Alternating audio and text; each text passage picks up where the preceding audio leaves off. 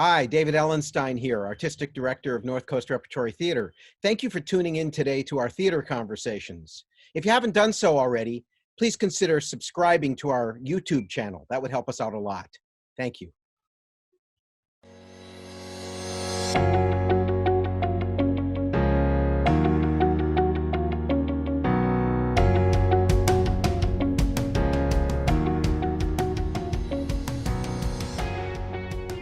Hi, it's my pleasure today to welcome my friend JT Rogers to Theater Conversations, and we're going to talk all about his playwriting career. I was lucky enough to direct a workshop reading of his play Madagascar at the William Inge Theater Festival. I want to say it was probably 13 or 14 years ago.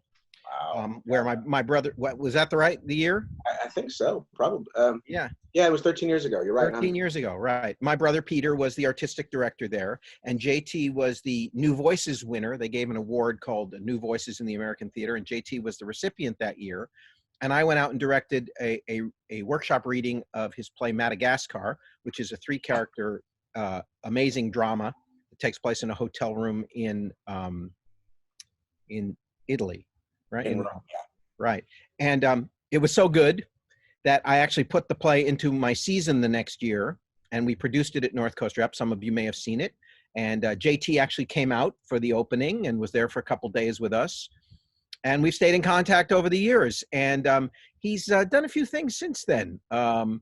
He wrote a play called The Overwhelming, which got done at the National Theatre in London, and then on Broadway, and at La Jolla Playhouse also. And then he wrote a play called Blood and Gifts. And he wrote a play, what was that other play called that you did, that little known, oh, Oslo, that won the Tony Award. So JT has been very busy. Thank you for taking a few minutes to talk today. To my audience. It's lovely. It's great to see you, if only virtually in our strange roadmapless times, but it's lovely. Thanks for having me. I know it's been a while since you recommended those lamb sandwiches from that vendor in New York that I got about 4 times. Yeah, which we can't do right now. But so how did you end up being a playwright? How did that happen? My mother claims, she's probably right, that I was very, very young. I came to her with an existential problem that I didn't know if I wanted to be a writer or a baseball player. And she said, I'd seen your baseball playing, so I told you you probably want to be a writer. It's her way of telling the story. But I don't remember. But let's say that's true, and it probably is. But then the roundabout way is that I always wanted to be an actor. Ever since I was 9, I knew I wanted to be an actor and be in the theater. And I was. Speech and debate, high school dramas. I spent my summers when my parents separated when I was very, very young. My mom came to New York City, and I would spend my summers doing theater in New York City. You know, it's theater programs. And I went to conservatory, acting conservatory at the North Carolina School of the Arts, now the UNCSA. And while I was there, I started writing short little plays on my own and getting my classmates and upperclassmen to rehearse them and perform them for me. You know, for those who went to sort of conservatory program, your days are sort of blocked out from 8 a.m. to 11 p.m. So we would do that, you know, from 11 p.m. to 4 in the morning with that energy one does at, you know, 20 years old. And I didn't realize at the time, but like many serious theater university programs around the country, you have some of the best physical facilities in America. And this was a pre-litigious United States. So we would just give them the keys. So you could just go use this incredible equipment and theater and spaces. And so I would put on increasingly longer shows, 10 minutes, 20 minutes, 30 minutes, 50 minutes. And this is before the internet. So no one had anything to do on the weekend. So hundreds of people would come to see your play for your 2 performances when you had actual lights and sets. And I erroneously thought that's what happened when we became a playwright. It took 20 years before I would have the same size audiences that I did when I was 20. And somewhere along the line of going to school, I realized, with hindsight, it oddly being without anxiety, realized, oh, even though I've wanted to do this my whole life, I actually am going to shift. And I think internally I want to do this other thing. So I'll be in the theater, but I'll be a writer instead of an actor. And so I moved to the city after I graduated, and quickly thereafter stopped going to auditions and stopped performing, except for rare exceptions, and started a small theater company with my then girlfriend, now wife, and best friend, and other artists who I'm still very, very close with. And we did that for 8 years. We had a great little theater in Times Square in a church on 46th Street, between 6th and 7th. And we did that for 8 years. And, you know, on one hand, it was an abject failure in that we finally couldn't do it anymore. We had let it go. We never had good audiences, and it was always difficult. And we were, you know, temp jobbing the whole time. But really, it was everything. It taught me everything about the theater. It taught me how to talk to people. It taught me how to, from the administrative point of view, what a play needs to be able to do. It taught me how to write better, because the plays weren't very good. And so you had to make them better and learn how to keep the audience from not liking them. So after that, I decided that, you know, one of the reasons I wanted to stop being involved with the company is I had enough time to write, you know. And then so basically at 30, I started over again. You know, I hadn't gone to writing school. I didn't know anyone. And so I had to sort of start from that aspect, start from nothing. And slowly, you know, I'd write plays and they wouldn't happen. And then one of the, you know, this went on for years. Like many of us were playwrights, especially if you don't go to a grad school. And I found, you know, we've talked about this before, is that I got to a point where I had this sort of, you know, learning my craft, and Madagascar, the play that you mentioned, and my play White People, were probably, there was sort of dividing point in my writing career, what kinds of plays, what I was working on. And those were the sort of I really felt that I'd found my voice, and they were very good plays, and they just couldn't get done. Now, since White People's been done a lot, and Madagascar's been done some too as well. And I was very despondent because they seemed to be exactly right. I was not writing them in any mercenary way. I was just writing these plays I wanted to write. But they were one set, no set, 3 people, 90 minutes, you know, everything that is required to get a play done now in the climate of our American theater. So then I was working on a play called On My Own. I got a big grant from the NEA, and when I applied for it, I knew I would never get it, because the people who got this NEA playwriting grant, which sadly no longer existed, which is a $25,000 grant, which at the time was, you know, more money than I made the entire year previously as a temp.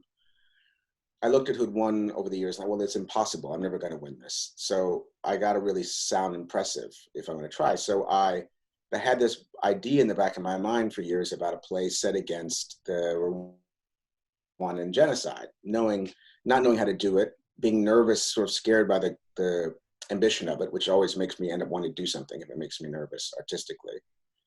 And so we applied and then we got it. And so then I had to write the play.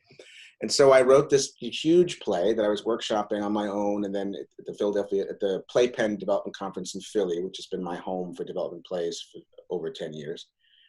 And I wasn't showing it to anyone because it was just, I knew it would never get done, but I just had this need to do it. Once I started, I was sort of consumed by it.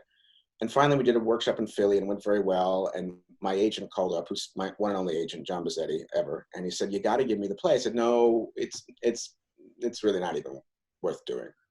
So you got to give me the play." I said, "Yeah, but it's like 11 actors, and 8 of them have to be Francophone African, and there's 3 languages. And let's just say the ending is not happy. It's not going to happen." He said, "People are asking for it, and I'm lying and telling them all about it. You have to give me the play." So I sent him the play. And he said, "You're a fool. This is the one. This is the one, JT." You know, we had that conversation. And I said, "Well, that's crazy." But he got me very excited. We talked about all these big theaters, and, you know, because in context, I had not, at this point, you know, I couldn't get a phone call returned from an American theater. So here he was, "Well, let's try to get it, you know, let's get it, see, we'll submit it to the Atlantic, and we'll submit it to South Coast Rep." And I was, "Oh, this is amazing." And then in a moment of hotspot, I said, "Well, you know, let's send it to the National Theatre in London, because, you know, they do huge plays, and I'm such an awe. I've always loved that theatre with such a passion." He said, "Great." So a few months later, I I got a call early in the morning, and I was trying to get my little boy off to school. And I said, pick the phone. Back when, people called on the phone, like the very end of that period of the world when people called on the phone. And the person picked up and said, "Hi, this is JT Rogers." And he said, "Hey, I was Nick Heitner at the National Theatre." At the time, Nick was the artistic director of the National Theatre. And he said, "How are you?" And I had the foresight to say, surprised. And he said, I love this play of yours, The Overwhelming. And, could you come to London to talk to me about it?" And I was like, "Yes." He said, "Well, could you come tomorrow?" And I said, "Well, I have a temp job, so I could come next Wednesday." He said, Brilliant. Next Wednesday works, fantastic. And so I flew over and had this extraordinary experience, coming from the American system. I thought I was coming for this laborious conversation that would then lead to maybe 2 readings and 9 months of whatnot, but still just thrilled. And I realized in the middle of the first meeting that the reason he wanted to meet me was to make sure I wasn't a sociopath, because they were just going to do the play, and they were going to do the play in 5 months. They were just programming it, just off to the races. So 5 months or 6 months after that conversation, and a trip to Rwanda with the legendary director Max Clark, who he paired me with, which was extraordinary education, we opened the play at the National, and then that started. Then it was done in at the Roundabout, sort of the Broadway level production, and I've done 3 shows at the National now, and my next play, Blood and Gifts, started to have a relationship with Lincoln Center, which is incredibly important to me, and I've done 2 plays with now. And so, yeah, I mean, the lesson is, it all sounds like a marvelous cocktail anecdote now, but the lesson in hindsight is you just write what you need to write. Full stop. I love that. I love that story because, even though you said it wasn't for financial reasons that you were making your earlier plays so small, but there was a fear to writing a big play because nobody would do it. I think it was the big play. I think it's 2 things, in hindsight. I think it was more the I think you're right. It was there. I think it was more subconscious, the fear of the big play. Well, the fear of the big play in the sense that of, from which I say only slightly in quotes, a mercenary way. Right. But I think there was a fear of the big play that was well-founded on my part, which is how would not having the tools or the muscles to write a big play. One of the problems with how infrequently people get produced and how the financial constraints on the size of plays is, and the sense that if you write a first play now, now it's so punishing for young writers. You get a first play done, and if it's not a big success, you're done. And it's so poisonous in terms of feeding the garden, for lack of a less, well, I was just in my garden. That's probably why I'm thinking of floral metaphors. But you have to write small plays to learn how to write big plays. You have to, it really is like learning how to run a marathon. You have to get your muscles. You have to learn what bodies in space are like. John said a great thing to me once. He said, playwriting is the only profession where you do all your learning in public, which I think is fantastic.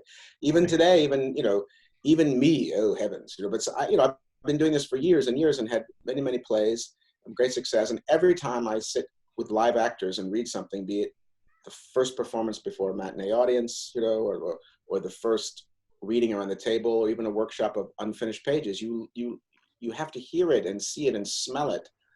And it has to be 3-dimensional in space before you really understand what you have. Right.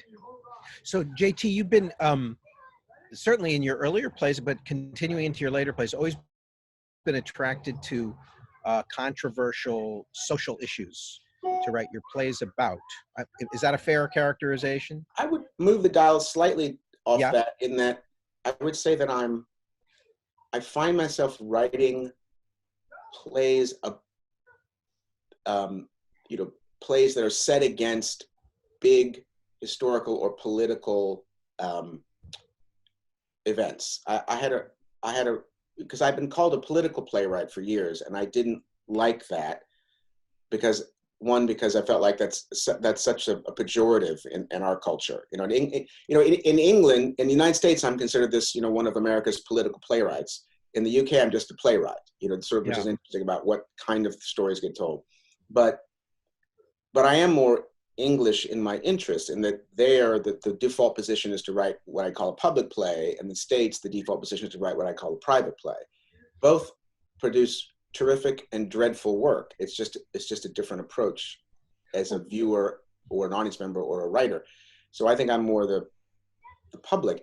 And I wouldn't say, it's not that I'm, I never sit down to say, oh, well, I want to say something about Israel-Palestine or genocide or family wealth and the corrupting influence of being wealthy, with a family in Rome from Madagascar. It's always, there's these larger ideas that interest me that I don't have an answer to. And so that, and then I'm like, well, what would it be like to,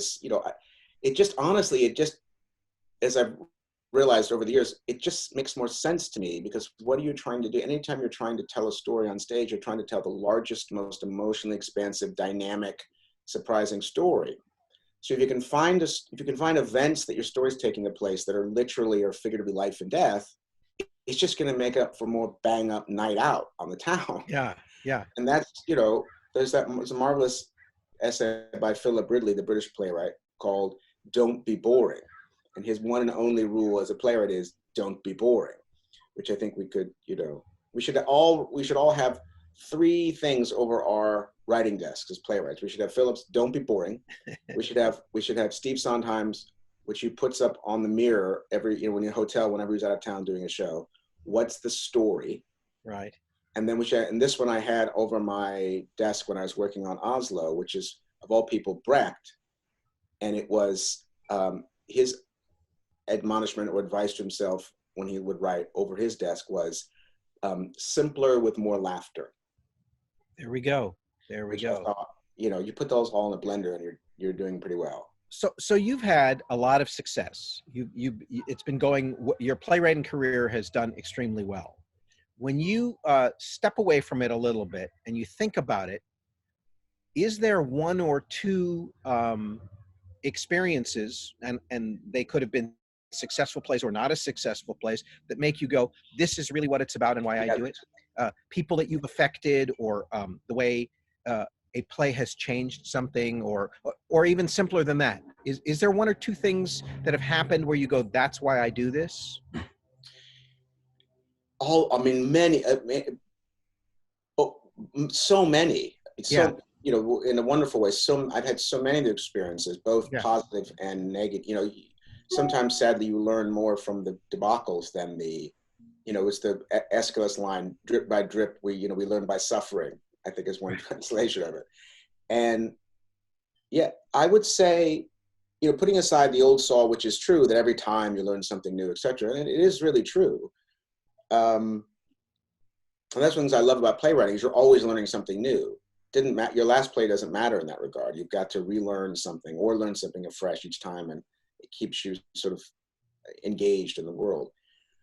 So there's just two come to mind, as you asked that question. One is, I saw a student production at NYU when I was a young writer and living in the city, that I think many times, what if I hadn't gone to that? A friend said, hey, my graduating class at NYU grad is doing this play, I got a ticket, you want to come? And we went together, and this black box with everyone wearing black turtlenecks, and they were doing Perestroika by the yet to be opened on Broadway play, Part 2 by Tony Kushner. And it just completely opened it floored me, and it pulled my head open, because I realized, oh, it's okay to talk on stage. It's okay to have a play about ideas. And I realized, it was a bit of a thunderbolt. I realized, oh, I've been writing all these short plays, some good, some pretty good, some not so good. But ultimately, I'm just aping other people. And everyone has to go through this as an artist. You have to ape other people till you find your own voice, your own way in the world. And so I then that sort of spurred me to write the play of Being White People, which I think of as my first, I want to say grown-up play, which isn't really quite right. But everything before that is Juvenilia, which I love, and they're my children as well. But I don't allow them to be published or performed right now. But it was the first play where I was really able to sort of engage with the ideas or things that interested me, and I think it was my voice, so to speak. So that was enormously important and very moving. I just did a Zoom when I was or pre-Zoom, what we call FaceTime. Before we all Zoomed, I was FaceTime with this big class of theater writers in Chicago, all under 30, and they all read my play White People, and they wanted to know, which is 20 years old now, and they said, how could you write this 20 years ago, and what were you thinking? And this is what we're thinking about every day about race relations in America. And all I did was just try to write a play. So that was, that's the sort of end to that story. It was profoundly moving to me, right, and humbling. right. And the other on a big scale is, I'd done The Overwhelming, and it was a huge event for my career, and it helped enormously. But when we did Blood and Gifts, the world premiere of Blood and Gifts at the Littleton Theater, which is one of the two big 1,000-seat houses at the National, and to their great credit, the National said, you know what? We almost always put our new plays in what they call the small theater, which is 300 seats, and it's an exquisite theater. But we're always putting revivals and looking to put other material in the big houses. This place seems like it can hold up. Let's put it in the Littleton. And I remember the first preview sitting there, and there were the opening moment of Howard Davy's brilliant staging of the play was Howard used a huge cast of supernumeraries as well. So you had extras, the way you would in a film or in a musical, They're probably the only theater in the Western world, that has a budget for that. Right. And so the opening scene, this enormous curtain opens on this vast stage, and there were maybe 20 people, and the scene's playing, and I thought, okay, I know how to do this. This is like, I know how to work on a canvas like this. And I thought I did, and I thought a play would work, but there was a sort of opening up and turning like, okay, all bets are off, go for it. And to myself, I think you got this in the larger sense of how to work on a canvas like this. And as I often say to young writers, look, I've been given the keys to the Ferrari. One day it'll be taken away, and I'll be back to the VW as a playwright in terms of what will be done and who will do my plays. But I'm going to build Ferraris because it's just fun. It's just, writing is painful. People covet Ferraris, but they still love VWs. Yes, they do. And, and going back to what I was saying about earlier,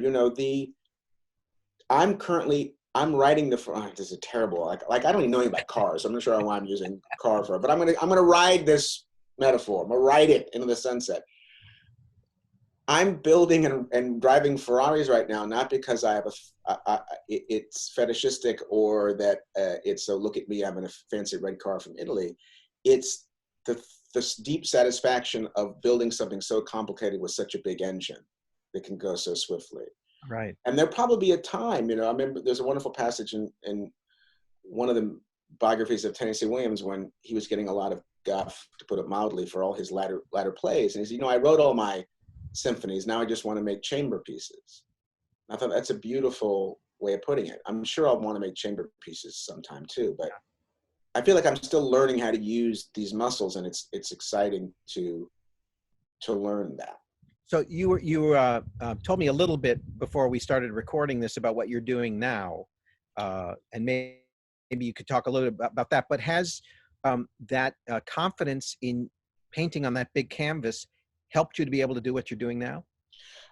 Yes, and vice versa, which I'll mention. So right now, I just finished writing the film script for Oslo, Okay. which knock wood, in a post-corona world we will do. We're lining everything up now. So even more than the theater, in film, it doesn't happen until you've finished it. Then it actually happens. So you have to, knock wood whenever you talk about a film or television project. And I'm working on a new play for Lincoln Center, but what's really consuming me 24/7 over the last months and months is I'm the creator and overseer and head writer for a television series that'll be for HBOMax, which is one of the new streaming services in our brave new world of endless television content. And so it takes place 20 years. I was in Tokyo, and the first season's 8 episodes, and I'm in Tokyo, and it's half in Japanese, half in English. And it's pretty, It's a pretty big canvas, and especially for me who've never done television before. So I've been, so, as it were, given the keys to the Ferrari. So yeah, I think that both, it's interesting, it works both ways, that working on a large canvas and learning how to tell a story on a large canvas on the stage helped immensely in my own work towards now in film and television, which I never saw, you know, it sort of, this is only relatively new. I've really never done any film and TV until the last few years and hadn't planned to. But it works the other way around too. I was working on early process of working on Oslo, researching and starting to write it. I put it aside because I was offered to write a film, which in the end wasn't made, but a film about British politics. And it was just, the subject matter was just astounding and fascinating. I got to travel all through the UK and interview people in secret and go into the back chambers of Westminster, and it was extraordinary. And I thought, oh, well, I can do this in 3 or 4 months. Well, that was 2 years, you know, the density of the research and the travel and the legal vetting of what we could have in the film versus not, and how to, much like writing a really complicated historical play or a political play, how do you convey vast amounts of information to an audience in an entertaining, succinct, simpler with more laughter way? So I went back to pick up Oslo, crushed at the time the movie wasn't happening, berating myself for having taken my eye off the ball, worried that I would have lost the mojo for the play itself. And the wonderful surprise was that the muscles I had learned wrestling with how to condense this massive material to a 2-hour film were exactly the muscles I needed to condense and distill into 2.5+ hours with Oslo, a vast amount of, so that the muscles that I had picked up from this intense screenwriting for you actually transferred directly to helping me as a playwright, which I had not expected at all. So that was really, that's great.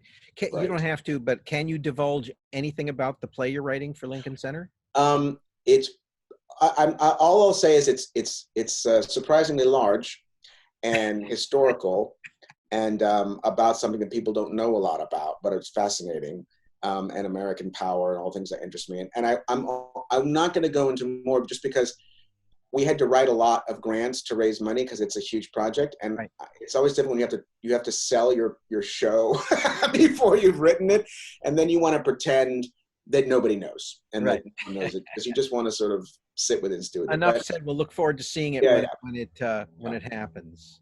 Well, I thank you so much for sharing this with our audience, because those that remember Madagascar remember what it was, what a smart, intense, funny, and devastating play it was. And I loved doing it, and I was always fascinated by it and your writing. So, you know, I have such fond memories of coming out to see the opening. I'm amazed it was that long ago, but yeah. I know, it's crazy, huh?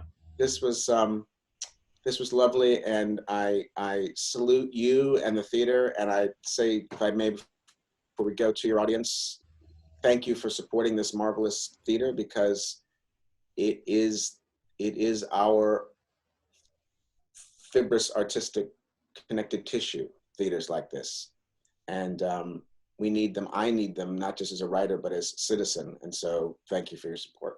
Oh, thank you. That's lovely, JT. And I hope I see you soon in person. In person, with one of those lamb gyro sandwiches in Times Square. Right. Absolutely. Indeed, that would be great. And maybe a martini. Well, of course. That's good. Take care. Take care. Bye-bye.